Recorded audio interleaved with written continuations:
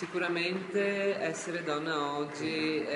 rispetto al passato, se guardiamo i dati, non è cambiato molto a favore della donna, indipendentemente dai comportamenti poi personali che le donne possono avere. Per quanto riguarda nel mondo del lavoro c'è una occupazione che non è assolutamente stata favorita negli ultimi 16 anni. Se riprendiamo i dati medi dal 2000, l'occupazione media in Italia è del 47%, per cui siamo ancora sottooccupate rispetto agli uomini. Per quanto riguarda la maternità, lo ha ricordato anche la consigliera di parità provinciale, abbiamo ancora diversi problemi legati alla maternità all'interno del posto del lavoro, dove le donne vengono discriminate sia durante la maternità sia al rientro della maternità. Non viene assolutamente favorito il part-time, anche se poi ricordo che il part-time è risolvere il problema temporale, ma che poi va invece a incidere negativamente su quella che è la situazione futura delle donne, ovvero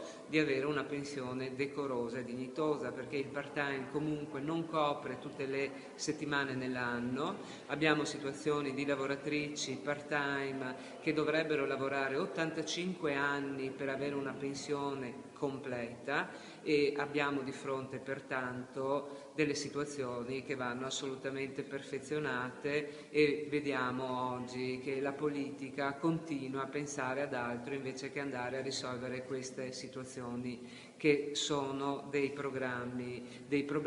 non indifferenti.